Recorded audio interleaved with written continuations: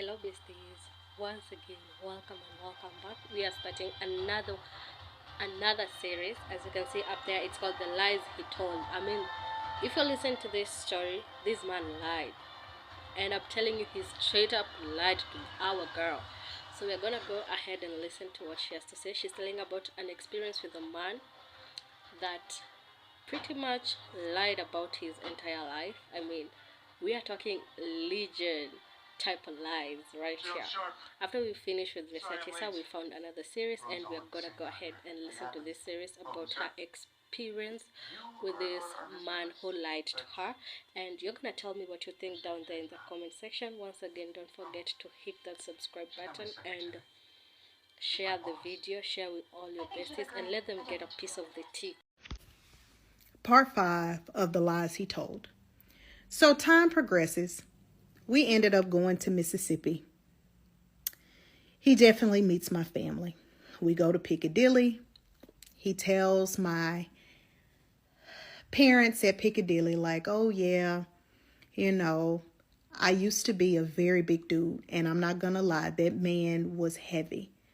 Over 350 pounds easy. Now he's about 186 in current time, 186 pounds.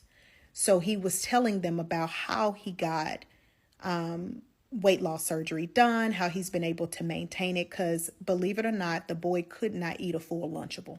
So I knew he had some type of gastric sleeve or something like that.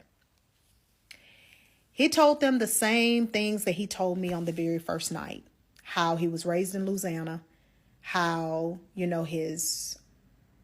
his grandmother, helped raise him, and that was his mom, until he found out that, later on down the line, that his real mama was his alleged sister, which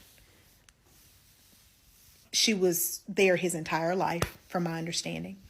And he just went down the line and he was telling them everything that he had told me.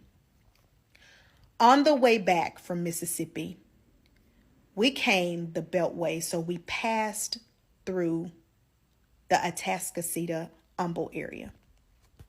He said, babe, you want me to take you over there to where me and my ex-wife used to live? I said, you talking about like your old house? He was like, yeah, because I know at some point we probably going to be looking for houses. So I kind of want to show you the house that we stayed in, because I want a much bigger house this time. I said, okay, that's cool. We drive into a subdivision, and we landed on a random street. Now, after the whole baby situation with Cece, I left a part out about Cece, but I'll get back to that. We go down a random street, and he points out to a house, and he said, babe, that's the house that we used to have. Now, I want to tell you guys the story about the ex-wife and the situation with him. He told me, remember in one of those parts, I told you that he said that the wife cheated on him when they were married.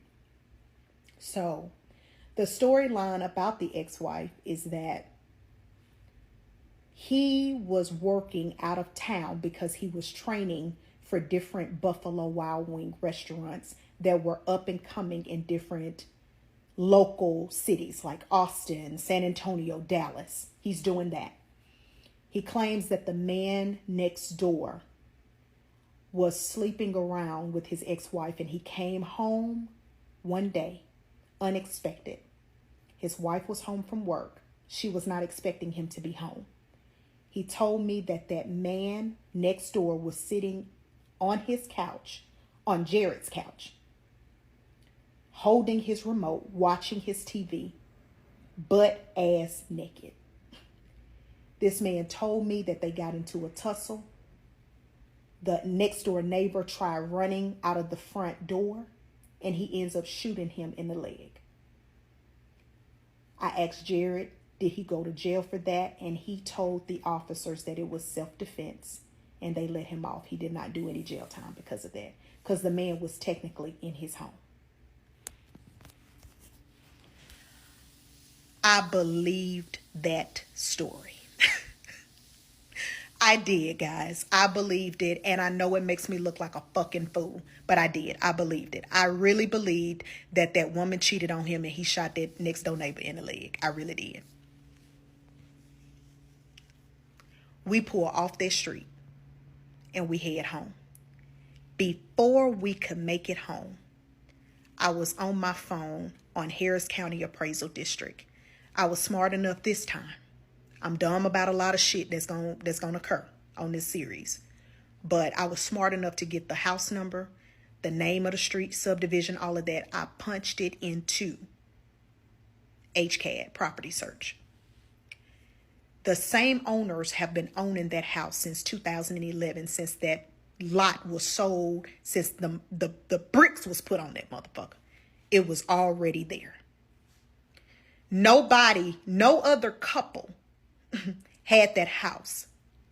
I did a little bit more deeper research. I took the owner's name and I plugged it in Facebook. I got to the point where I searched so hard and so long that not only did I find the owners of that house on Facebook, I found the picture of when they posted on Facebook that the lot was sold. And they was standing there where there was foundation still on that motherfucking lot. The house ain't even been built. They were a newlywed Caucasian couple. And that was not a picture of Jared and his ex-wife. We made it home. I got out that car. I came upstairs. I got in that bed and I put my head to the back of that headboard. And he said, "Babe, you feeling okay?" Because mind you, I'm pregnant. And I looked at him and I said, "I have a question about that house." So, with that house, when you moved there, he told me. I said, "You moved there, it's on so-and-so date." I said, "And you and your ex-wife used to live there?"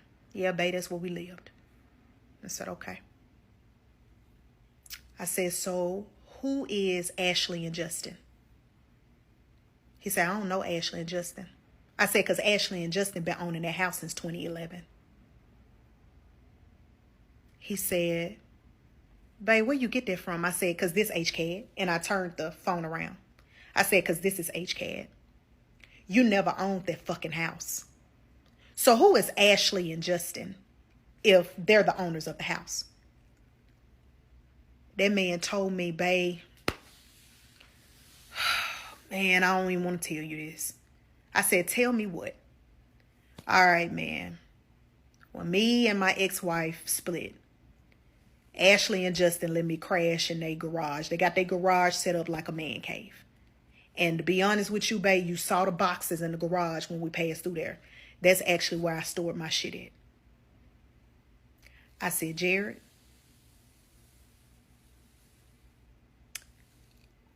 I don't even believe that you know Ashley and Justin."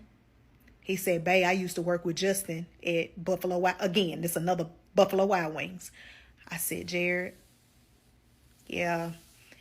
I don't know how much more of this I could take. Babe, I promise you. I promise you I ain't lying." I said, "Okay, cool." He got so upset and so angry because I kept saying, "All right, cool. All right, cool. Don't even worry about it. Okay, cool." He kept getting so angry that he ended up storming out of that house and he was gone for hours. I have no clue where he went. So now that we have talked about the supposed house that they lived in, let me get to the part about the ex-wife. So I asked him, I said, "And you say that you got married when?" He told me a date. Might have been 2015, 2016. I said, "And you said her name was Pierce Wood." He told me her last name. We're going to say it's Pierce Williams.